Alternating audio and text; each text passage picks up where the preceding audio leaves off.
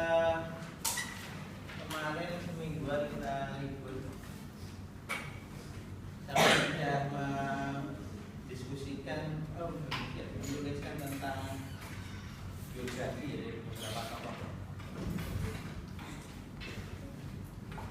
Sudah semua. Oke. Yang bagiannya Einstein siapa? Loh, tunjuk saja ya apa? Nah, ya. Yang laki-laki, masa nggak dapat? Oh, nggak ada ya, perempuan semua ya. Oke. Dia lahir di mana? Yang punya poin siapa? Cuma poin. Oh. Oke, dia lahir di mana? Suaranya yang khas harus berani. Dia lahir di mana? Dia kuliah di mana? Saya tulis tidak pakai baca. Fokus, Pak. Dia kuliah S1 apa politeknik apa saja. Yang khusus yang STM ya. Di mana?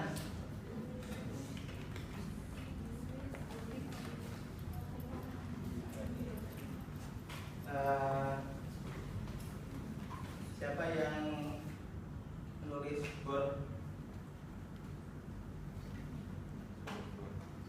Yang dari India itu. Wah, pengen dari berani. Oke, sekarang kasih poin aja. Kasih poin setengah-setengah.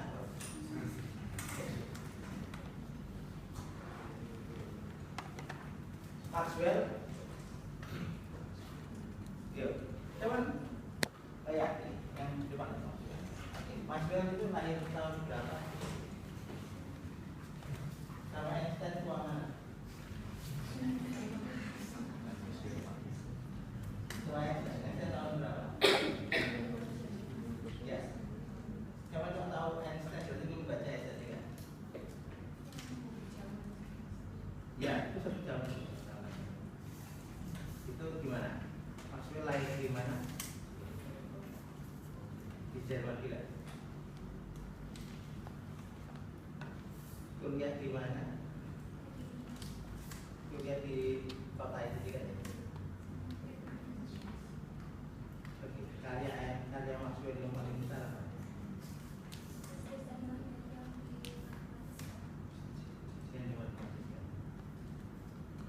Oke, jadi poin 1 masih poin setengah.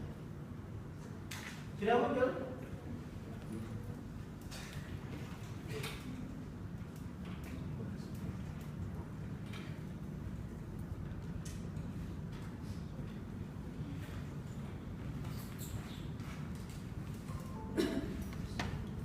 Siapa yang kuliah termodinamika?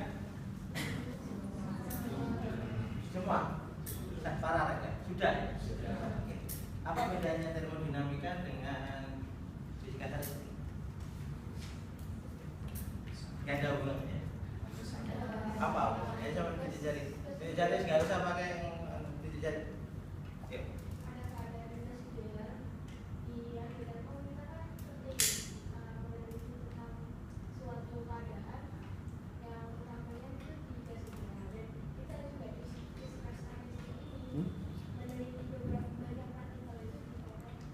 Apa bedanya termodinamika sama fisika statistik?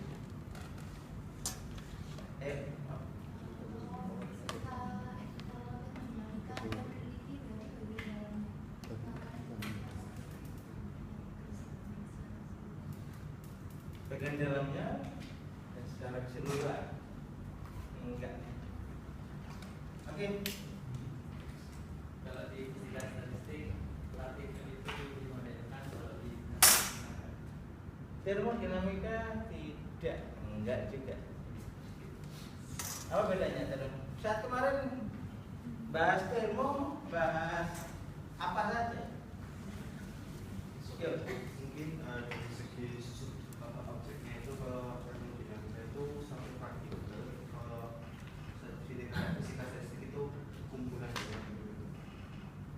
fiskalistik lebih banyak. Requestnya lebih banyak. Kalau termodinamik itu satu. Jadi harusnya nanti sama. Oke, siapa yang bisa memberikan lebih tajam? Sederhana sebenarnya. Sampai ketika di termodinamika membahas partikelnya kan? Interaksi partikel dibahas di termodinamika sampai jadi apa?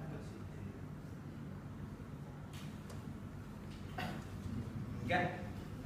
Termodinamika kalaupun misalkan biasanya membahas partikel itu awal-awal karena memang termodinamika itu dengan fisika statistik itu ada perbedaan waktu yang cukup signifikan proses pelajaran. Biasanya proses menemukan.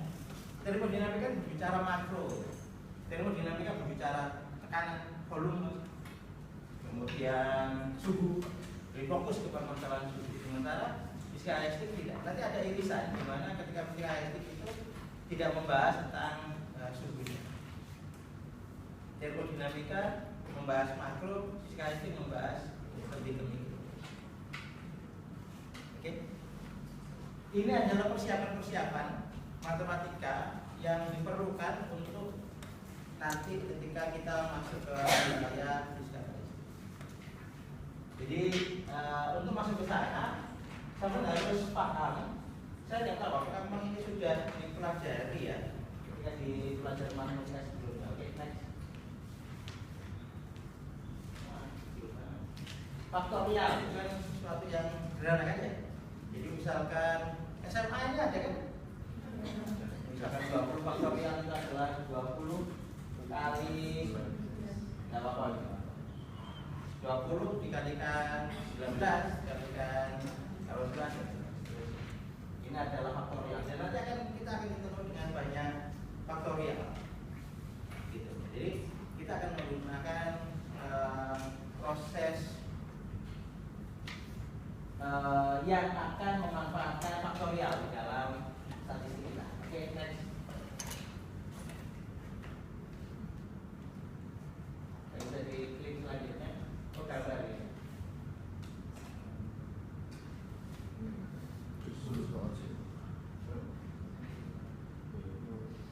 Nah, kita akan ketemu dengan fungsi gambar. Jadi ketika dalam fiskalistik kita akan dapat ini semua bahasa matematik ya, bukan bahasa fisika.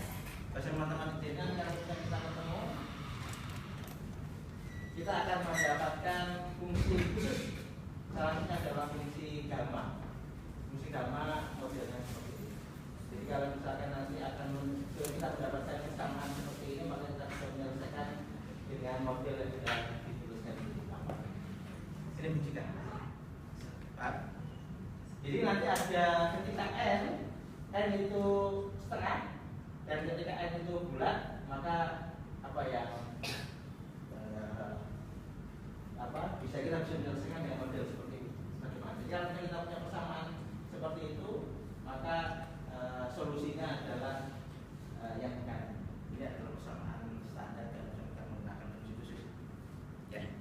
Jadi nggak usah dihafal, jangan mencoba menulis untuk nanti ketika kita latihan coba kasus tertentu nanti akan mulai terbiasa dengan persamaan.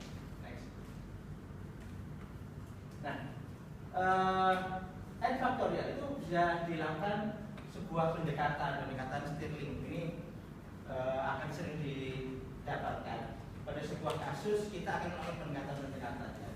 Jadi karena kalau misalkan tidak ada pendekatan persamaan kita akan menjadi berhenti di situ, maka kita bisa melakukan pendekatan ini sebenarnya sama dengan atau didekati dengan fungsi khusus sebelumnya. Jadi n faktorial itu didekati dengan seperti itu. Gak usah ditulis, karena ini tidak ada. Ya. Jadi suatu saat nanti sampai akan ketemu dengan kondisi yang memang supaya bisa diselesaikan dari penggunaan pendekatan. Like n itu menjadi seperti ini. Ketika n-nya nanti besar, maka pendekatannya pun menjadi berbeda. Begitu. Ini adalah pendekatan. Ya. Jadi kalau misalkan kita mendapatkan n faktorial, nanti kita tolong kalau misalkan nanti ada tugas, ya, ada sesuatu yang harus diselesaikan, tolong buat n faktorial itu menjadi pendekatannya supaya bisa menjadi lebih sederhana dibandingkan dengan kalau misalkan bentuknya n. Ini semua matematik, jadi tidak ada unsur fisiknya. Jadi apa ini ceritanya tidak ada. Jadi ceritanya hanya pendekatan secara matematis. Ada pertanyaan? Oke, next. Nah, pendekatannya bisa dengan menggunakan pendekatan grafis. Jadi learn n itu saya bisa dekati dengan seperti itu. Coba kembali lagi. Jadi learn n bisa saya dekati dengan model persamaan di bawah ini. Bisa juga saya dekati dengan persamaan dengan menggunakan grafis. Nah, ini. Ya. Ini di apa ya istilahnya, dilihat saja sebagai sebuah pendekatan. Kapan kita melakukan pendekatan grafis terserah kita. Terserah kita. Kita bisa melakukan pendekatan ini, kita bisa melakukan pendekatan yang sebelumnya, boleh saja. Next. Nah, untuk n besar, maka learn n itu sangat disederhanakan. Dari sementara kita ini ketika membahas mekanika, fisika statistik, mekanika partikel, maka kita kan berurusan dengan n yang sangat besar kan. Dan biasanya dengan kondisi seperti itu kita akan melakukan pendekatan yang paling terakhir ini. Gitu. Jadi learn n itu sama dengan n learn n dikurangi. Ini pendekatan matematis biasa. Jadi ketika n yang sangat besar, maka biasanya terakhir ini yang dipakai. Paham? Gitu.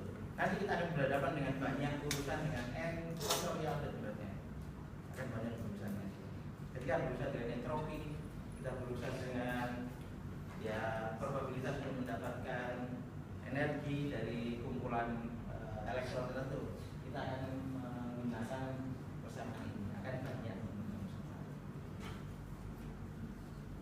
Ini wacana yang sama dan sama. Ada pertanyaan? Nggak tahu yang mau ditanyakan ya. Tapi paling kira akan mengerti kan bahwa ada pendekatan yang akan sering dipakai. Oke, gambar selanjutnya. Maksudnya yang berikutnya yang tadi pagi saya posting kan. Kita dulu ya. Oke. Sambil jalan, jadi ada sebuah kasus di mana kita bisa menyelesaikan dengan menggunakan fisis. Persamaan itu diawali, jadi seorang fisikawan itu ketika dia melihat atau menganalisa atau mengamati sebuah sistem, maka yang pertama dilakukan adalah dia membuat persamaannya. Jadi nggak ada ceritanya, atau jarang sekali seorang fisikawan itu ketika mengamati alam semesta ini kemudian yang dimunculkan adalah sebuah cerita pendek, yang mungkin. Ya mungkin dia membaca cerpen, pasti yang dibuat adalah persamaan. Dan biasanya adalah persamaan diferensial. Setelah persamaan itu ada, maka persamaan itu dilakukan aproksimasi, dilakukan pendekatan dengan menggunakan kaidah-kaidah fisik, kaidah-kaidah kondisi di alam ini. Seperti apa kondisinya? Misalkan, oke, ini hanya terjadi pada tekanan tertentu, ini hanya bisa mengalami suhu di atas berapa, itu kondisi-kondisi atas itu yang dipakai untuk melakukan pendekatan-pendekatan dari rumus fisika. Setelah rumus fisika selesai, maka tinggal lakukan proses selanjutnya, yaitu persamaan matematis. Jadi logika matematis itu adalah logika yang dipakai untuk menyelesaikan kasus-kasus fisik. Begitu? Pusing ya? Saya usahakan populernya orang fisika agak beda dengan populernya orang awam. Tidak dapat? Di sini saya ingin menunjukkan bahwa ketika kita ingin mencari sebuah nilai optimum itu bisa maksimum, bisa minimum, bisa di tengah-tengah, begitu. Nilai optimum. nilai yang diharapkan, nilai yang diinginkan. Itu kita bisa biasanya menggunakan persamaan diferensial. Paham? Nggak tahu selama ini.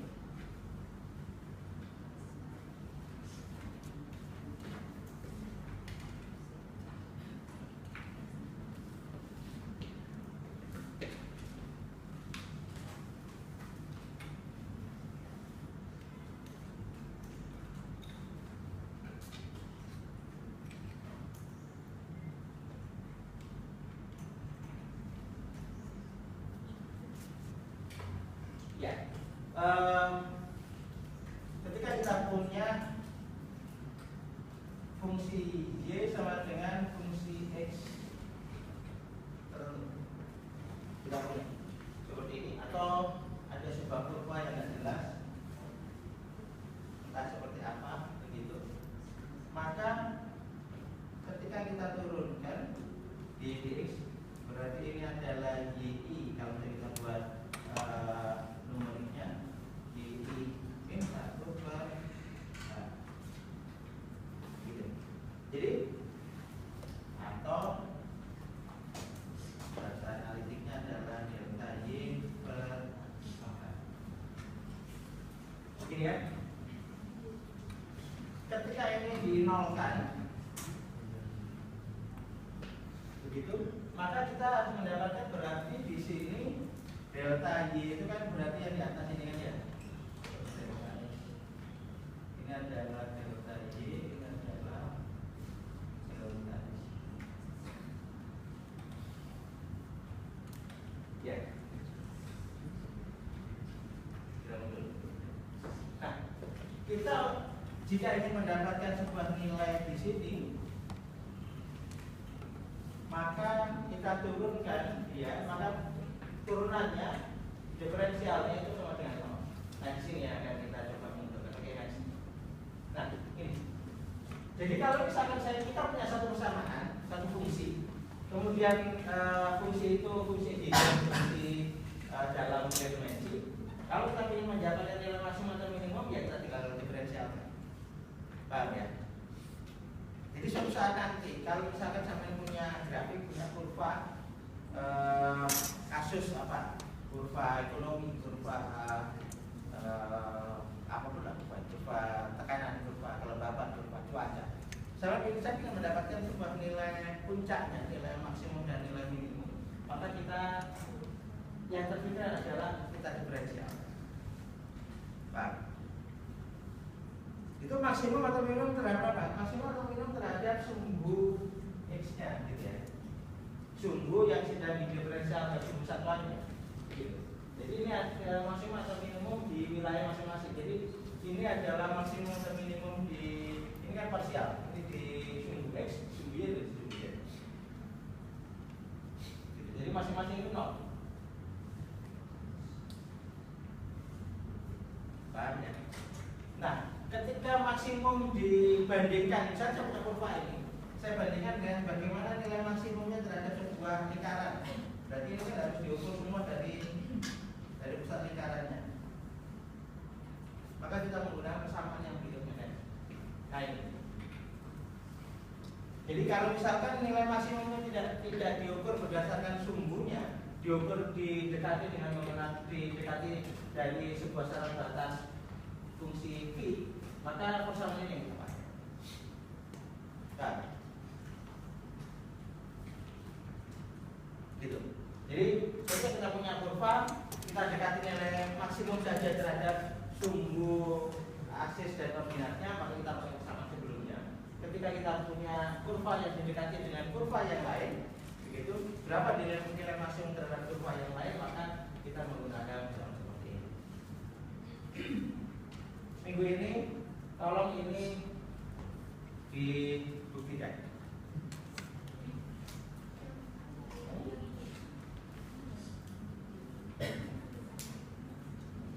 Dari tadi, dari yang sebelumnya.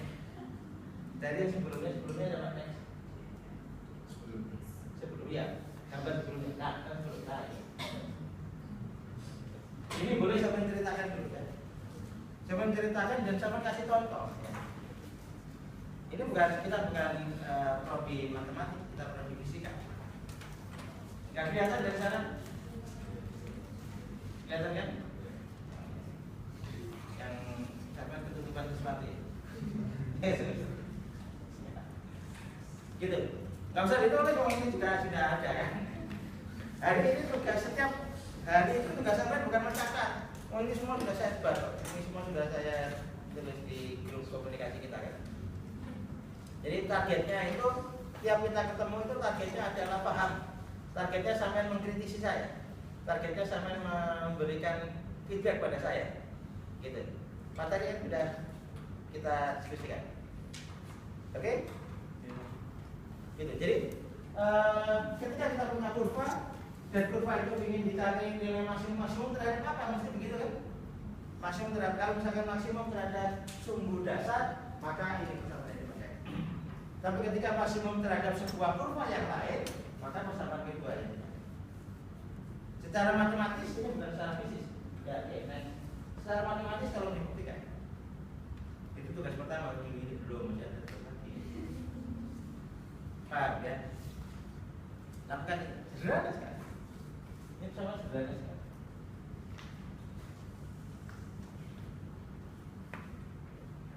Jadi diawali dari situ, jadi dengan syarat batas ini juga sini ya. Ini sudah saya tuliskan. Ini sudah, jadi kuncinya sudah jelas bahwa logikanya DV-nya itu harus sama dengan 0 juga.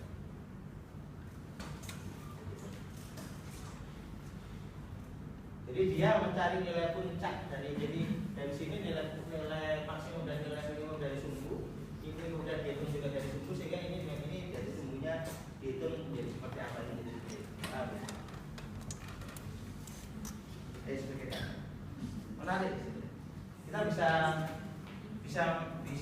mencoba akhirnya menerjemahkan bagaimana perilaku fisika ketika kita punya sebuah kurva yang didekati dengan nilai optimum, maksimum dan minimum. Akan banyak kita akan menemukan seperti ini. Ada pertanyaan? Yuk. Itu variabel alfa itu apa ya? Apa? Variabel alfa. Oh iya.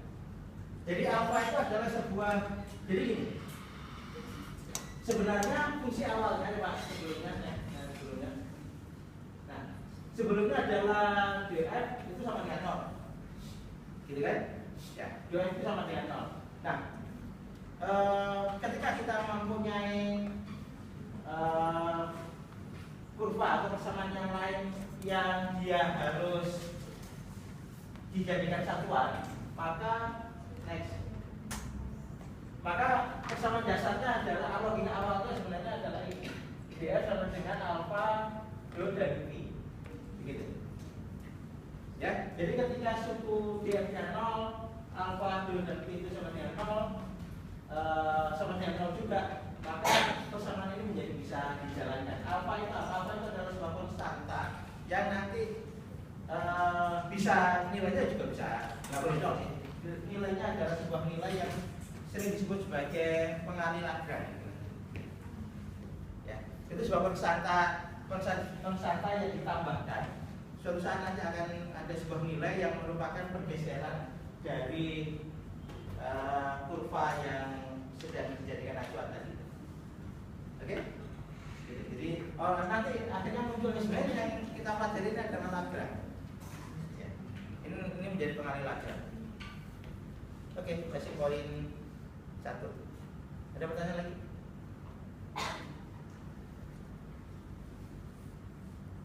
Misalnya matematika sederhana, tapi ini yang nanti akan dipakai menjadi pijakan acuan ketika kita mempelajari sederhana. Jika dibahas secara sederhana, jika yang membahasnya orang yang ngerti,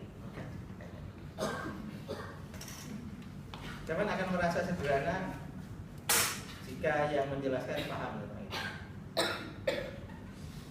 Ada pertanyaan? Oke, kalau nggak ada, kita lanjutkan pada gambar yang ketika belum dulu.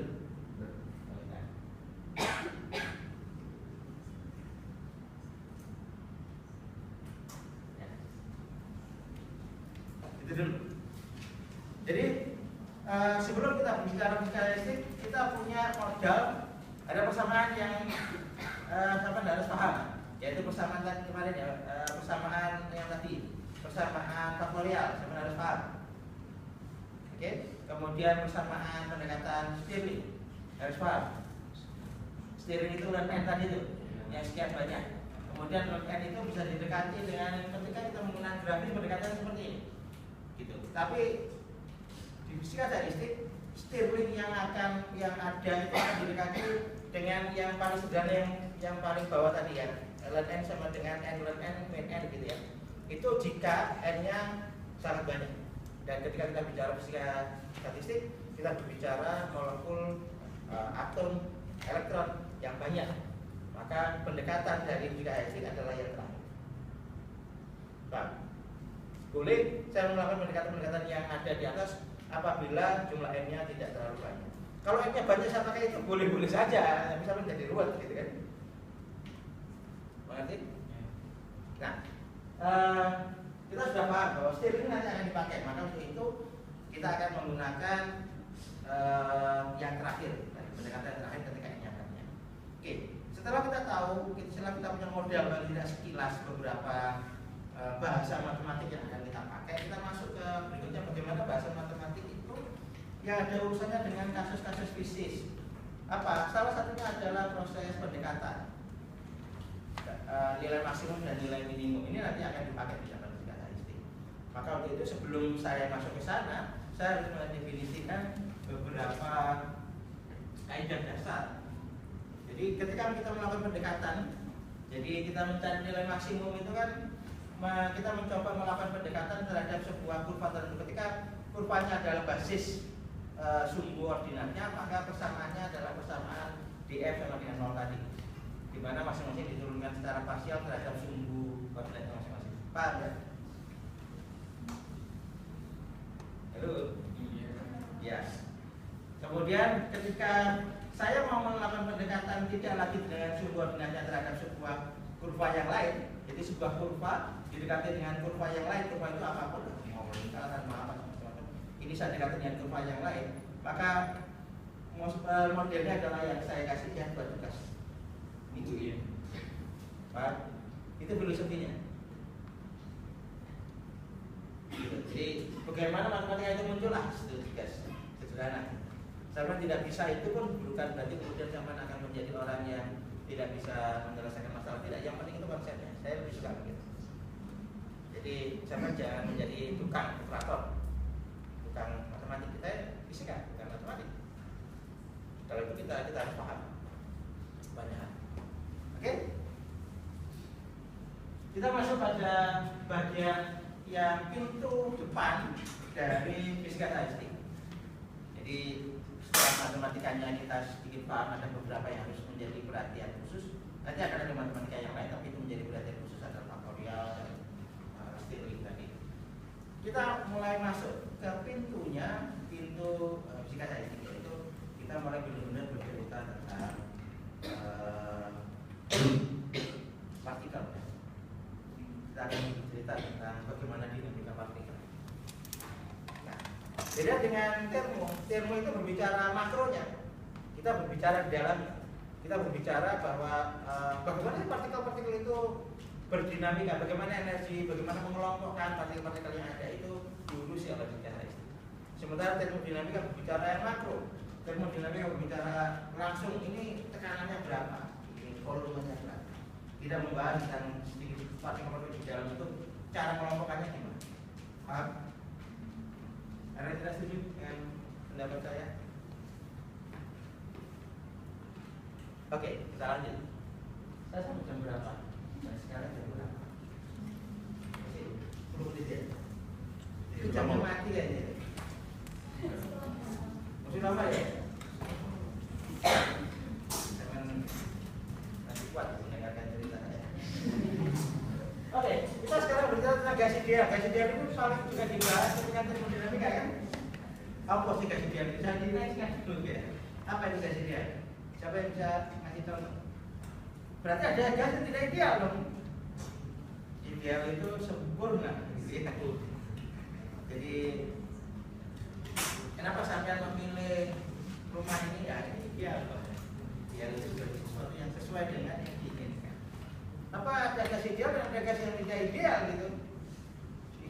disukai, berarti ada gas yang tidak kita sukai. Ayo, siapa yang mau cerita?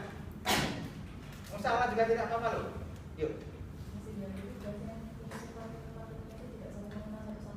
Tidak saling kenal-kenal. Oh, berarti teman baru berarti.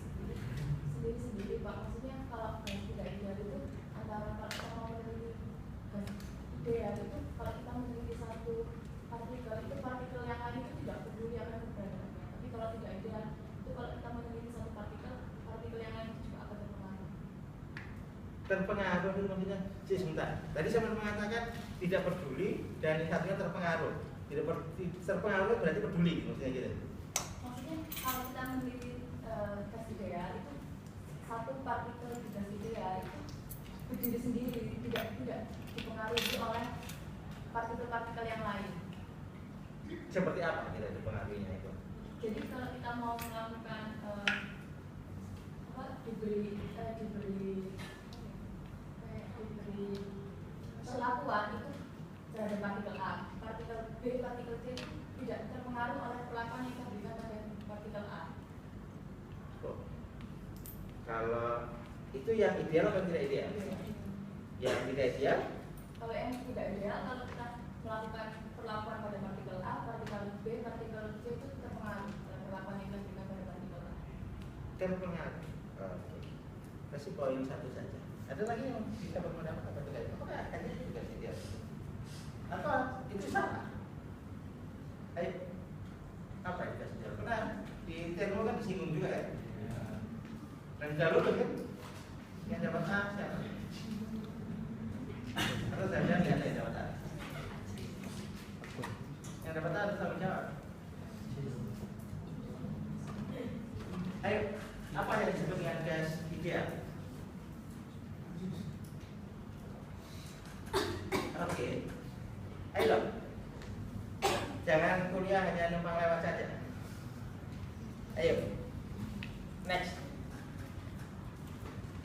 Tuh, belum ini. Nah ini belum. Contohnya. Nah ini. Oh, urutannya enggak. Saya ingat yang ini.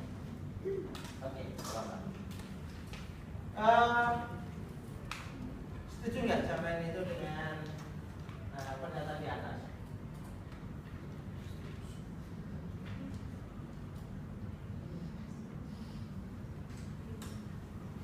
Jadi ketika misalkan ya di ruangan ini partikelnya bergerak lebih cepat, maka sebenarnya itu akibat atau sebab lingkungannya menjadi panas. Menurut saya sebab atau akibat? Karena panas kemudian dia menjadi bergerak banyak, atau karena dia bergerak banyak dia menjadi panas, suhunya menjadi panas. Saya tidak panas. Itu dicari dulu. Kalau saya ngobrol gitu bukan berani. Ayo ini jadi. Yang tinggi yang berani, oke. Ini bergerak akan menghasilkan panas karena saat bergerak itu. Jadi bergerak dulu kemudian menghasilkan panas. Iya, karena saat bergerak itu akan menghasilkan disebut karena suatu energi. Karena Suatu energi. sebentar. Ketika dia bergerak maka akan jadi panas.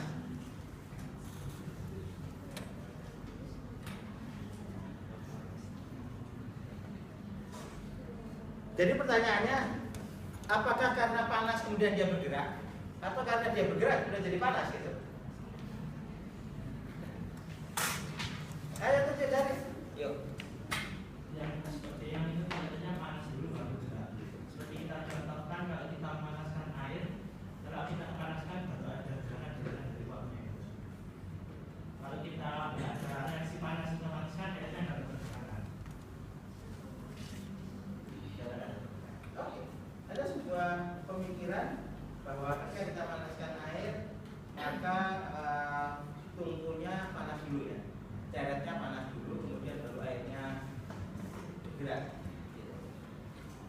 Sehingga disimpulkan bahwa panas dulu, baru bergerak. Siapa yang kira setuju? Yang tinggi, yuk. Kalau menurut saya kita melakukan pergerakan dulu baru akan Siapa yang melakukan bergerak dulu? partikelnya orang. Yang maksudnya kita kan terdiri dari susunan partikel-partikel. Kita, oh sebentar, saya baru memahami apa yang sama. Kita dari susunan partikel. Siapa yang berarti itu? Manusia. Manusia. Kan terdiri dari partikel-partikel. Misalkan manusia tersebut berlari, kan pasti kan setelah berlari itu panas. Dan apa maksudnya kalau kita melakukan pergerakan, artinya partikel-partikel yang ada di dalam tubuh kita kan juga melakukan pergerakan, maka akan menghasilkan panas. Sebentar. Ada beberapa yang saya cermati. Ketika sampai berlari, partikel-partikel di dalam tubuh sampai itu bergerak gitu. Partikelnya mana? Menyusun. Berarti partikel kulit kita bergerak jadi rontok semua gitu gitu.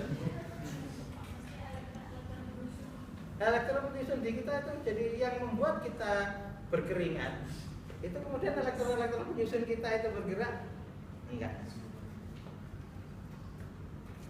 Tidak itu kompleks banget. Ketika kita berbicara manusia itu dan kemudian dihubungkan dengan partikel, ya kalau kita mau menggunakan teori of everything, semuanya itu adalah berbasis partikel gitu. Iya, gitu. Jadi kita ini sebenarnya lubang-lubang gitu kan. Gitu. Tapi karena diameter lubangnya itu lebih kecil daripada molekul air, sehingga air itu nggak bisa lewat gitu. Sebenarnya kan kita ini lubang-lubang semua kan, gitu. Sehingga karena mau plastik itu polimer, itu mau apapun sehingga air nggak bisa keluar atau ada sesuatu yang tidak bisa keluar, gas tidak bisa keluar, itu kan karena gas itu sendiri apa? Sebab molekul kan tidak bisa keluar. Nah, ketika saya mau menganalisa itu di dalam manusia terlalu kompleks. Gitu. Iya bisa, tapi runutannya sama dengan begini. Kota Surabaya ini adalah orang yang suka panas gitu ya, gitu suka panas itu maksudnya suka marah-marah gitu. Karena Surabaya ini suka marah-marah, lah itu karena memang beberapa orang di kampung itu yang suka berkelahi, terlalu sederhana, terlalu jauh hubungannya. Coba yang lebih tajam lagi. Ya kalau air tadi masih bisa dimengerti, masih bisa dipahami. Kalau molekul air itu bergerak karena dipanasi gitu ya. Ada lagi yang punya pendapat? Ayo, yang belakang dulu. Karena bergerak dulu baru ada panas. Bergerak dulu baru ada panas. Wah, beda berarti ini. Karena kan menurut termodernisime itu efisiensi nggak selalu 100%, jadi ada energi yang terbuang. Dan energi yang terbuang itu berupa panasnya itu. Oke. Termo kedua itu kan dari tinggi ke rendah gitu kan ya. Dari energi dia punya energi panas, kemudian karena ada yang dingin maka panasnya kalornya energinya dipindahkan begitu. Itu yang menjadi dasar ya. Sehingga bergerak dulu baru terjadi panas. Energi yang terbuang. Karena ada energi yang terbuang. Karena dia bergerak ada energi terbuang di sebelahnya. Siapa yang menyalahkan, siapa yang membetulkan, dan siapa yang punya pendapat yang lain? Ayo yang tadi, coba tadi. Ayo. Kalau menurut saya panas dulu habis itu saya mencoba dari segi partikel ya Pak. Jadi kalau misalnya partikel yang menyusun misal ini yang menyusun bendera ada. Contoh orang yang memanaskan besi, itu gimana besi itu bisa terbentuk? Itu kalau nggak dipanasin kan dia kan Bisa terbentuk, bisa terpanaskan. enggak, bisa terbentuk kalau ada kalau itu pemanasan, gitu kan. Jadi kalau misalnya Kelelehan besi membentuk. itu kayak gitu itu. Nah kalau misalnya dipanaskan itu kan otomatis partikel di dalam besi itu kan bergerak cepat kan. Maka kan yang maunya itu dia rapat banget, itu jadi mereka tuh bergeraknya tuh secara cepat. Habis itu apa kita bisa jadi lebih mudah untuk memecah satu partikelnya itu menjadi lebih mudah. Jadi setelah ada pemanasan partikelnya bergerak. Ya, ini sama nanti ketika tugas akhir tentang kristalisasi yang membentuk kristal, itu kan seperti itu ya, dipanaskan tungku yang sangat panas, kemudian didinginkan dengan yang sangat lambat, ya bukan sangat, relatif lambat, sehingga akhirnya muncullah kristal. Oke, ada dua pendapat yang mengatakan panaskan dulu, ya, baru bergerak. Ada yang mengatakan bergerak dulu baru dipanaskan. Ada yang pendapat yang lain? Yuk.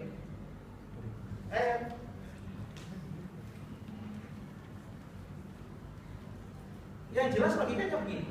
Atau masih ada yang ingin berpendapat? Caranya kasih poin 1 juga. Gini. Ketika partikel itu bergerak, jadi definisi panas itu apa? Dan penjalaran panas itu melalui media seperti apa? Penjalaran itu kita bisa, orang sering mendefinisikan ketika dulu zaman belajar di tingkat dasar bahwa itu ada melalui radiasi konveksi, gitu kan? Ya. Kemudian konveksi dan radiasi. Itu penjalaran panas kan? Itu kan orang mendefinisikan mengelompokkan hanya supaya lebih mudah kan? Ini penjalaran panas. Kalau misalnya penjalaran panas itu lewat udara disebut dengan radiasi. Begitu. Bagaimana radiasi? Bagaimana sebuah panas itu bergerak? Ya lewat apa saja. Bagaimana energi yang saya katakan tadi, hukum kedua termodinamika, bagaimana sebuah energi itu dilewatkan? Lewat cara seperti apa? Ya tergantung dari medium. Yang jelas bahwa penjalaran panas ini akan mengganggu sekitarnya sehingga sekitarnya itu menjadi punya dinamika. Jadi dua-duanya benar.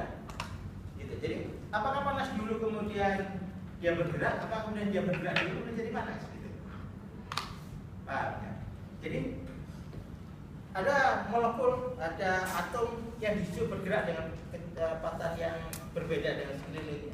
Dia memberikan energinya, seperti yang saya katakan tadi itu, dia memberikan energi ke sebelahnya. Sebelahnya jadi bergerak juga. Begitu. Jadi dia bergerak itu menghasilkan panas, kemudian panas itu ditransformasikan ke sekelilingnya, maka sekelilingnya dia bergerak juga. Begitu. Jadi tergantung energi dalamnya mau seperti apa. Tidak terlalu penting apakah memang panas awalnya itu dari sumber dari luar, tapi yang penting bahwa supaya dia panas maka dia harus bergerak. Tidak ada partikel panas atau sesuatu yang kita sentuh kemudian panas atau suhunya tinggi itu tanpa bahwa partikel itu bergerak, tidak mungkin. Pasti dia bergerak. Paham? Jadi cara kita merusak magnet itu dengan cara dibakar. Jadi dipol magnetnya itu yang ada di dalam secara mikroskopik itu kan susunannya rapi. Magnet itu kalau kita membuat magnet itu yang penting dipolnya susunannya rapi. Ketika kita ingin merusak ya dipanaskan sehingga dia menjadi ke segala arah. Gitu. Ketika dia menjadi ke segala arah, jadi dia menjadi tidak terdipol lagi, maka rusak. Pak. Jadi sebenarnya itu benar-benar juga semuanya sama. Jadi ketika dia terkena panas kemudian dia bergerak ini konsekuensinya dia memberikan panas ke lingkungan sekelilingnya. Apakah dia secara konduksi, konveksi atau radiasi? Dia akan memberikan panas itu sebagaimana hukum termodinamika. Itu hukum termodinamika itu bukan berarti termodinamika punya hukum, ya kan? Termodinamika itu diraba oleh ilmu pengetahuan dan kemudian ada orang sering seakan-akan bercerita begini, misalnya hukum Newton itu bukan berarti Newton yang menemukan, Newton itu hanya meraba saja gitu kan. Bukan si Newton yang menemukan, bukan si Newton yang istilahnya itu menentukan hukum itu tidak. Halo, saya lihat wajah saya bingung, nggak ngerti ya, ngerti bahwa saya nggak ngerti kan. Oke, kembali ke masalah kita. Jadi pasti ketika ada sebuah panas, misalkan yang merah tadi itu merah panasnya tinggi, kemudian biru itu panasnya belum panas gitu karena dia bergeraknya lambat, maka dia akan ketika menjadi partikel kering, akhirnya dia menjadi punya momentum yang besar. Paham ya? Jadi ceritanya ketika si merah tadi, oh saya punya gifnya. Ya, apa-apa nanti tak kirim gifnya di jadi gifnya ini bergerak di sebenarnya gambarnya. Jadi ketika si merah tadi ini itu dia lincah gitu ya. Kenapa dia lincah? Karena dia panas gitu. Kenapa dia panas? Karena dia lincah gitu. Katanya. Jadi karena dia kelebihan energi, maka dia menjadi terpantul ke sana kemari. Ketika dia terpantul itu dia bertumbukan dengan yang lain, Itu maka yang biru itu menjadi ikut panas.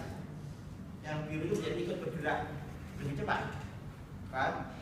Jadi ketika dia benturan, ketika benturan kita akan menggunakan konsepnya Maxwell.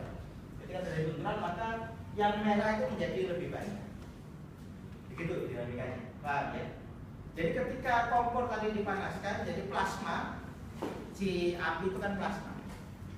Energi plasma, energi api tadi itu membuat partikel yang ada di logam, di tembaga yang sebagai tungkunya itu, atau zaman dulu itu pakai keramik ya.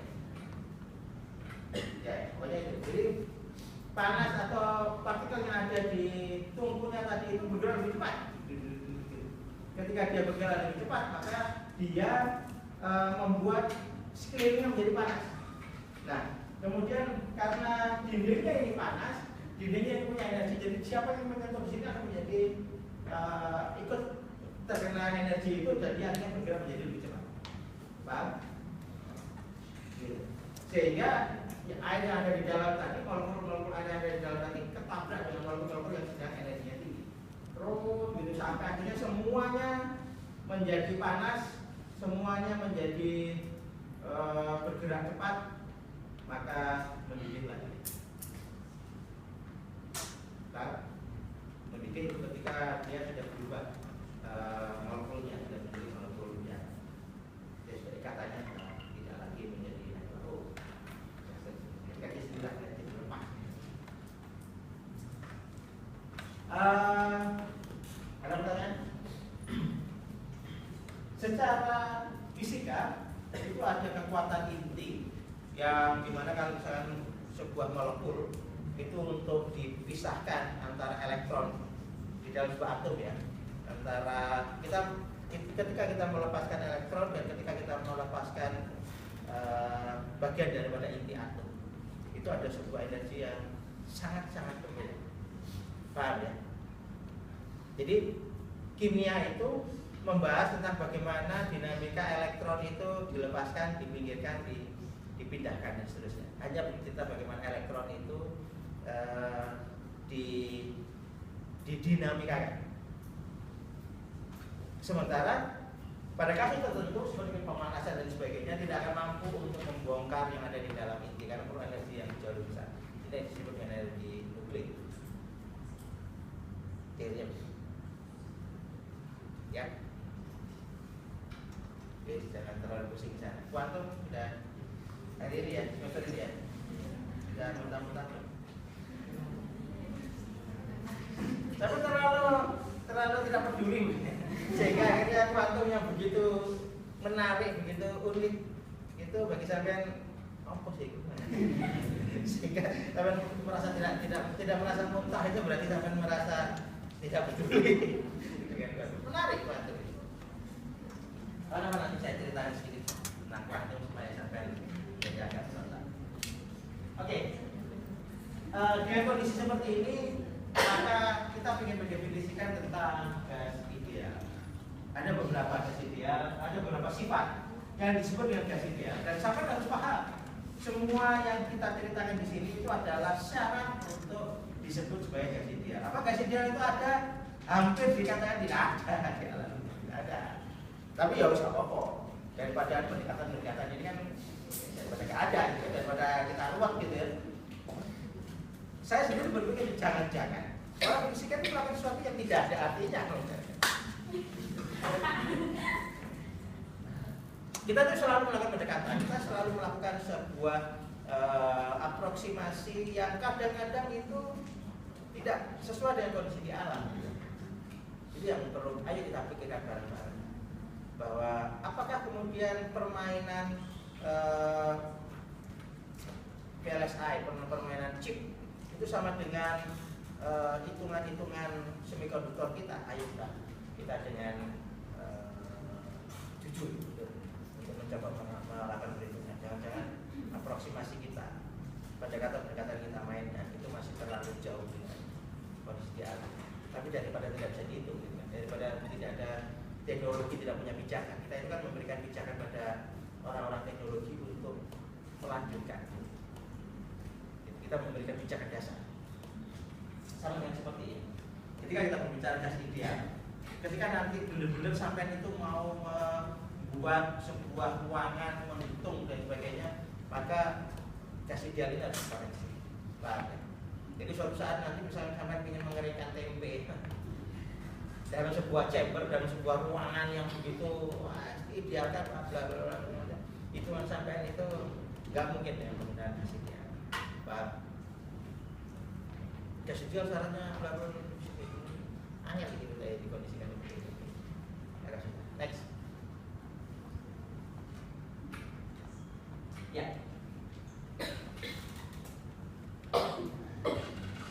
Jasmine, waktu selama terjadinya tumbukan molekul dengan dinding dan wadah dapat diabaikan karena berbanding lurus terhadap waktu selang ya silakan dipikirkan. Jadi ketika dia tumbukan antar molekulnya dengan tumbukan antar dindingnya itu bisa dianggap ya diabaikan. Itu gas ideal itu banyak mengabaikan begitu.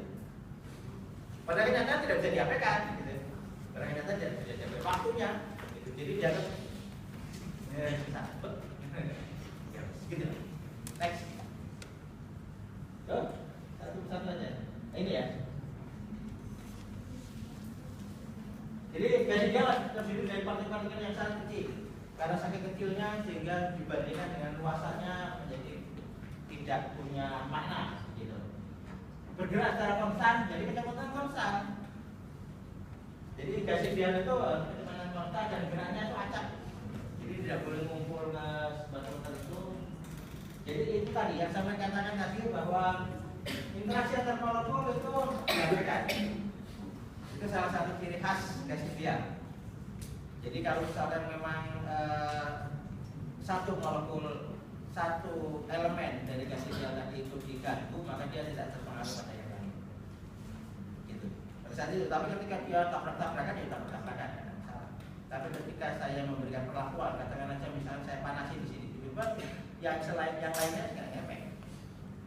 Gitu. Jadi dia hanya dia sendiri yang terkena pengaruh itu. Masalahnya kan enggak bisa seperti itu. Dia akan memberikan reaksi itu tadi panas yang ideal ini harus dikoreksi ketika kita melakukan perawatan di kesehatan. Oke, next. Oh, sudah habis ya? Cuma 3 ini. Kayaknya banyak. Ya wis. Ya, apa? Ya sudah itu aja. Sudah. Tunjukkan lagi. Kayaknya ada satu halaman lagi. Ya.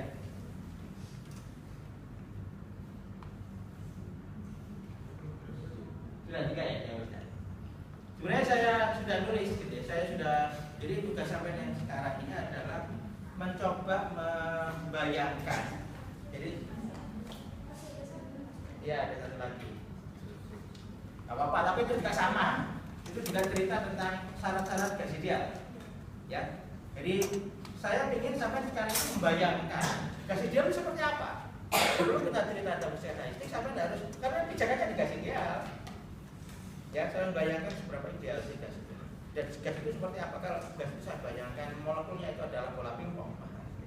Ketika saya lempar ke sana, dia tidak akan pernah berhenti kan?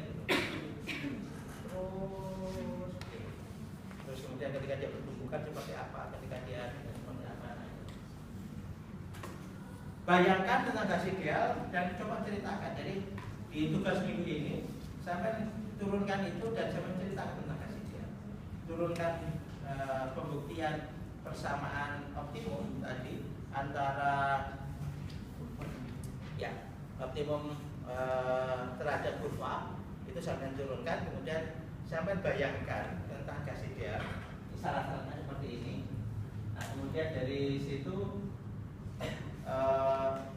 buat sebuah tulisan sebenarnya. Jadi sampai tutup saya membuat tulisan, jangan menggunakan bahasa baku. Saya membuat tulisan dengan bahasa sampai sendiri. Paham ya? Jadi gas ideal itu apa? Saya menceritakan, tidak harus muncul sekian banyak. Bisa aja cuma satu item saja. Gas ideal itu adalah gas yang tidak pernah ada seperti itu.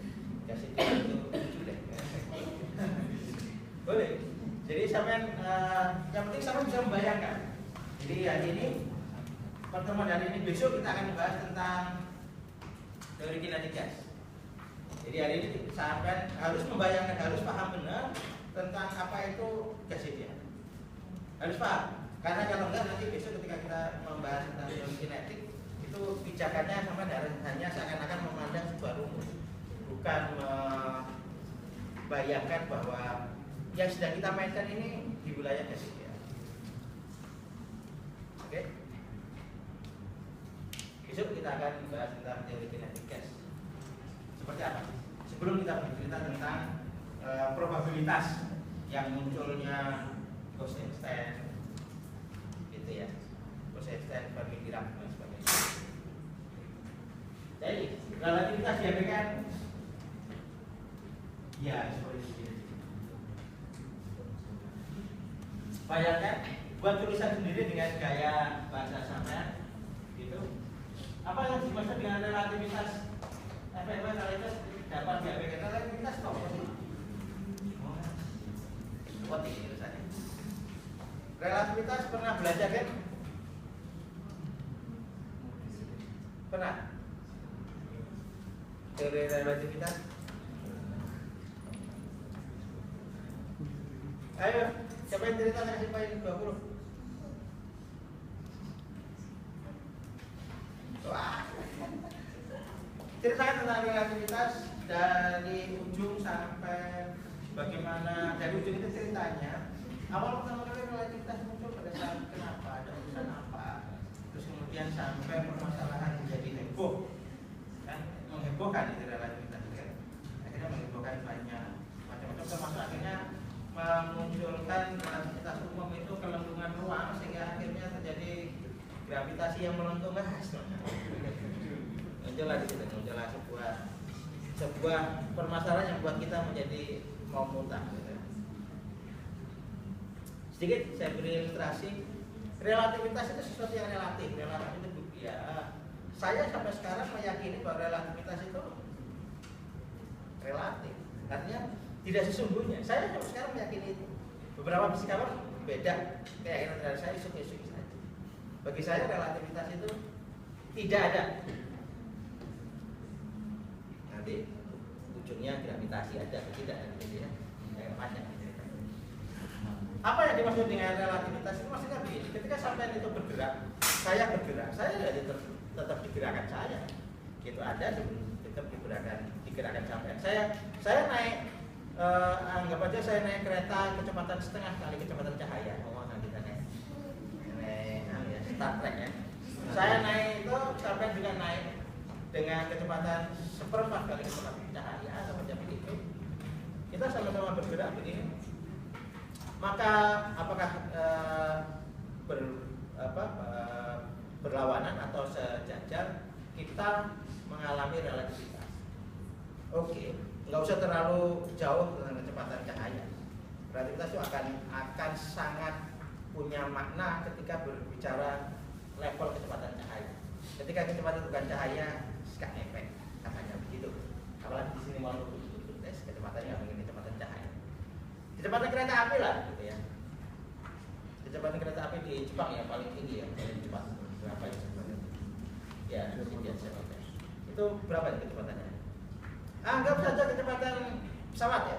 Pesawat itu 800 ya, 800 km. Anggap aja setengah 400. Coba naik, pokoknya sama naik kereta. Sama di kereta satu, saya di kereta yang satu. Ketika kita bergerak mau sejajar maupun berlawanan, kita itu berbicara relativitas, relatif kan. Twin paradox itu adalah saya melihat sampai, misalkan saya diam di luar kereta, saya melihat sampai bergerak, saya melihat saya yang bergerak, gitu kan.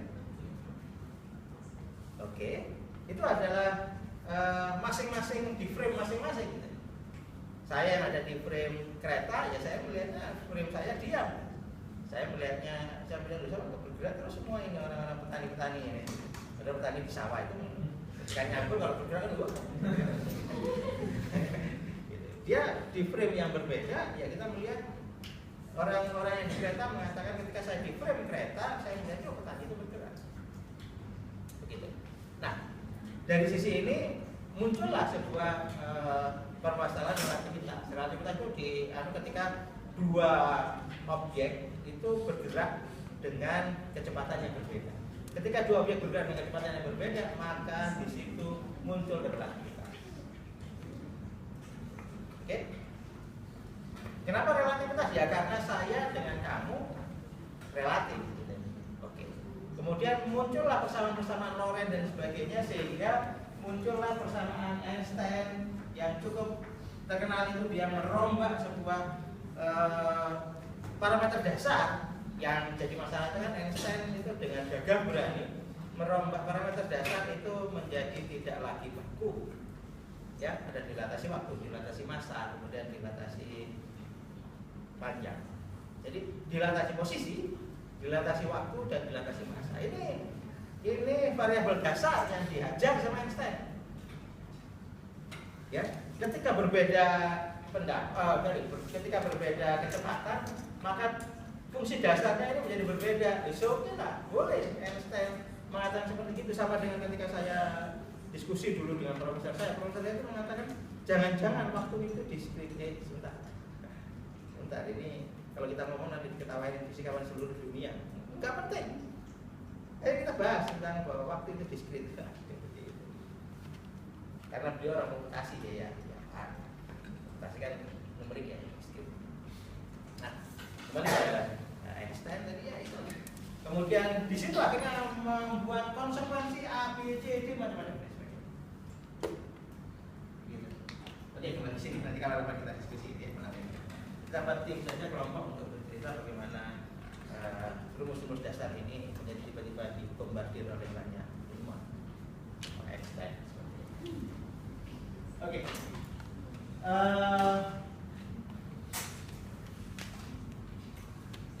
Ini dasar.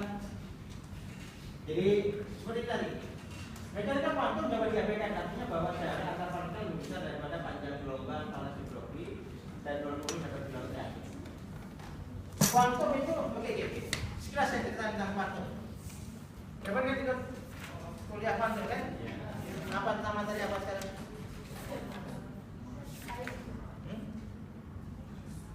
Jadi tadi poin.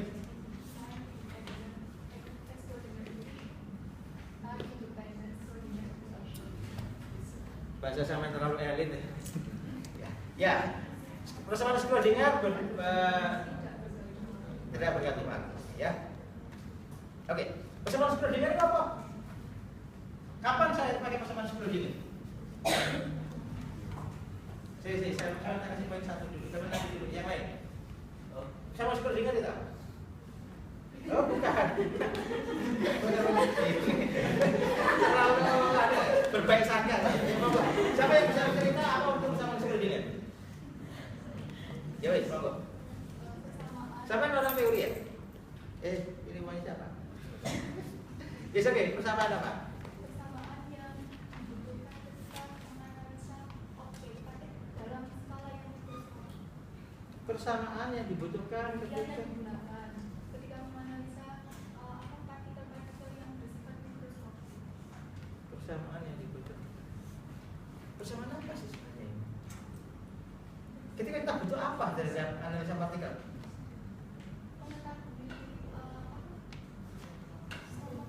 Biasanya kan mencari besinya. Mencari? Besi. Si itu apa? Wah. Yang merepresentasikan. Ya oke, silahkan kita cerita ya. Mohon maaf, saya akan mengkritisi itu. Karena saya dari dulu memang pencerita pengen mengkritisi kuantum. Oke. Kapan saya pakai? Kapan saya tidak perlu pakai? Ketika objeknya bersifat makroskopik, kita tidak perlu menggunakan persamaan Schrödinger. Ketika mikroskopik, kita bicara mikroskopik. Ketika bicara mikroskopik ini juga bicara mikroskopik. Kenapa di sini tidak pakai persamaan kuantum? Kenapa? Berarti ini kan di sini nggak pakai Schrödinger kan?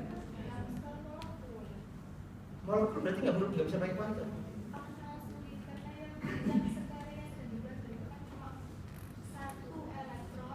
Elektron saja, kuantum hanya untuk elektron saja.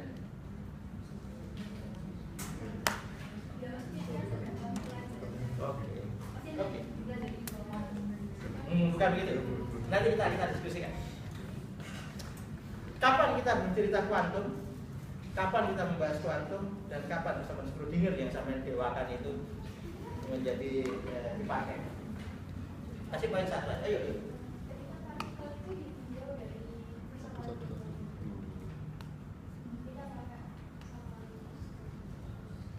Oh, oke. Ya, bisa mencermakan oleh sebuah logika yang oke. Kasih poin setengah. Ada lagi, kapan bersama Schrödinger pakai dan kapan kuantum itu bisa diikuti? Ada sebuah diskusi menarik ya ketika Einstein mengatakan bahwa Allah tidak bermain dadu dengan alam semesta. Tuhan tidak bermain dadu dengan alam semesta. Ini sesuatu yang menarik. Gitu. Ketika ketidakpastian Heisenberg itu kemudian menjadi sesuatu yang didewakan oleh kuantum yang sekarang, ketidakpastian Heisenberg itu memunculkan persamaan gelombang. Sabar, saya ingin sedikit bercerita supaya pemahaman kuantum kita sama. Karena di sini ada kuantum, maka saya terpaksa harus cerita kuantum. Begini, kuantum itu awal pertama kali itu kan ada ada permasalahan ketika orang mulai berpikir tentang radiasi benda hitam, Planck. Ya. Di Planck itu ada sesuatu yang aneh begitu. Menurut analisa mereka harusnya, saya harus paham. Kenapa? Ada urusan apa dengan Planck? Radiasi benda hitam itu hitam kayak gimana? Berarti kalau mobil sampai di hitam berarti radiasi benda hitam. Gitu. Apa salah radiasi benda hitam? Radiasi benda hitam menyerap cahaya. Iya. Hitam menyerap cahaya. Hitam menyerap cahaya. Hitam. Jadi sampai punya warna hitam ini ya, menyerap cahaya. Radiasi benda hitam berarti kan pancaran dari benda hitam. Jadi bukan serapan. Kalau serapan cahaya tadi orang bikin black hole sampai cahaya pun bisa keluar. Di situ konsekuensi dari Planck tadi saya nggak perlu detail ya, saya loncat-loncat aja. Konsekuensi dari yang dilakukan oleh Planck tadi memunculkan bahwa ada sebuah identitas kuanta. Jadi ada sebuah identitas kuanta. Nanti saya main diskusi lebih lanjut. Kalau perlu nanti pertemuan berikutnya kita diskusi. Kemudian ketika energi itu terkuanta, disinilah mulai muncul. Einstein itu mencoba mendefinisikan sebuah gabungan antara partikel dan gelombang. Termasuk yang dilakukan oleh Broglie itu kan luar biasa. Broglie itu secara indah membuat perusahaan. Ini luar biasa ya. Ini perusahaan luar biasa. Ini itu partikel. Ini gelombang. Perkawinan partikel gelombang itu diwakili oleh Broglie. Setiap yang punya massa pasti punya lambda. Setiap. Kalau gitu bisa saya balik. Setiap yang punya lambda pasti punya massa. Kalau gitu cahaya punya massa. Berapa massa cahaya? Saya mau merusak ini berarti. Kalau saya mengatakan bahwa cahaya tidak bermassa, saya mau merusak ini.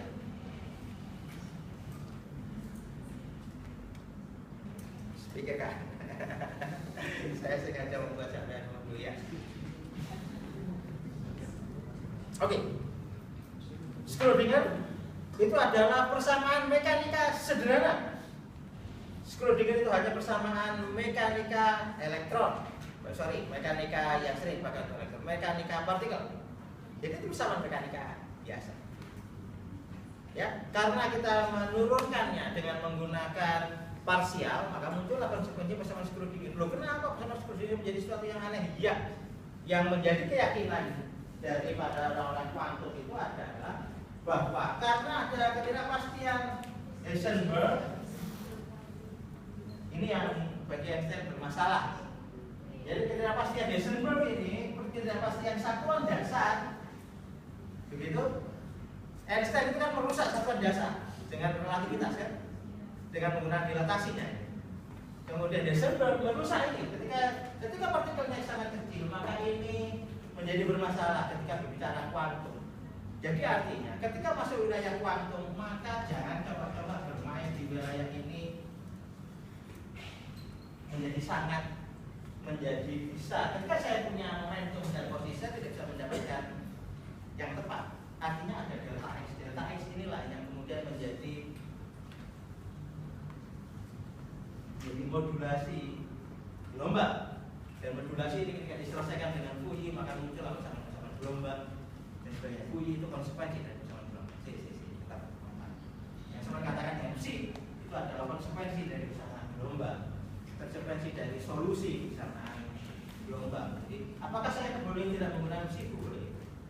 Sampai sekarang karena sampai menggunakan Fourier, maka solusinya adalah persamaan gelombang. Dan itu adalah ini persamaan apa? Gelombang yang baik kuantum, gelombang apa? Mekanik, elektromagnetik. Siapa yang ngerti teori sih? Enggak. Gelombang apa? Gelombang kuantum itu gelombang apa? Gelombang kepo. Bentar, saya ingin tak kuantum sampai. Kelas 1 sekarang. Tapi menarik, gitu ya. Jadi karena konsennya kepada ini delta X dan delta T, maka muncullah operator itu.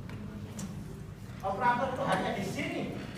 Operator itu ketika saya mengurusi elektron, ketika urusan terhadap P dan E, maka muncullah operator. Kalau tidak mengurusi P dan E, maka tidak ada operator itu. Operator dalam artian sebenarnya operator itu kan hanya simbol ya. Operator itu adalah sebuah fungsi gitu loh.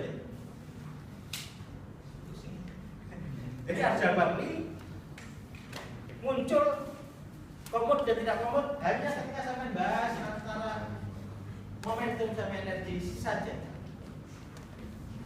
Pak. Jadi ketika saya ingin menganalisa partikel elektron tadi itu, oke, saya mau menganalisa dia dari sisi momentumnya, harus pakai aljabar dulu, jangan macam-macam, cek komutatif. Saya ingin menganalisa energinya, oh ya, pakai aljabar, gitu. Pak, nanti kapan kita bahas. Artinya ada sebuah kasus di mana di situ kuantum tidak terjadi. Ketika elektron unik-unik sendirian, berjalan sendirian tanpa berada di dalam kristal, maka dia tidak pakai kuantum-kuantuman karena energinya tidak terbatas. Einstein berpendapat bahwa kuantum itu dimulai dari kuanta dan energi yang tidak bisa sembarangan, bukan dari ketidakpastian Heisenberg. Ya, ketidakpastian Heisenberg membuat konsekuensi macam-macam dan delta T dan delta ini. Tapi beberapa orang menganggap titik kuantum itu adalah ketika dia energinya tidak bisa sembarangan. Kapan energinya tidak bisa sembarangan? Ya ketika dia jalan-jalan sendiri, ketika elektron tamasya sendirian gitu, nggak perlu pakai, nggak ada persamaan kuantum bisa dimainkan di sana, tidak ada. Oke, gitu. Jadi kenapa di sini tidak menggunakan persamaan kuantum? Ya, karena memang dia tidak berada di dalam. Pelajari kapan sebuah elektron itu harus mempunyai energi terkuat. Kamu nggak boleh punya energi ini ya, kamu harus punya energi ini. Kapan partikel itu punya perilaku seperti itu kuat. Beberapa orang sering mengatakan bahwa kuantum itu pokoknya kecil. Tidak. Kuantum itu fokusnya adalah kuanta dan energi. Ketika dia boleh sembarangan pakai energinya, di sini elektron maupun partikel yang ada di situ itu boleh punya energi berapapun. Dia boleh punya energi berapapun, maka di situ tidak ada kuanta, maka di situ tidak ada kuanta. Oke? Ada yang tidak setuju? Mau nggak kita diskusi? Di Facebook juga boleh kita diskusi. Di wall saya juga boleh. Wall saya hidup pikuk ya. Banyak. Tidak apa-apa. Supaya kita belajar. Begitu ya, secara sekilas. Ayo, ketika sampai itu nanti belajar tentang bracket sama belajar tentang integral. Jadi cara membuat analisa itu kan sering orang buat simbol-simbol ya, simbol bracket, simbol integral ataupun simbol matrik. Itu kan hanya sekedar simbol untuk menyelesaikan kasus itu. Tapi saya harus paham apa itu. Nilai ekspektasi itu apa? Nilai eigen itu apa? Ya, itu harus paham. Secara fisik apa sih? Apa itu? Apa yang harus disuruh ngitungin? Apa itu?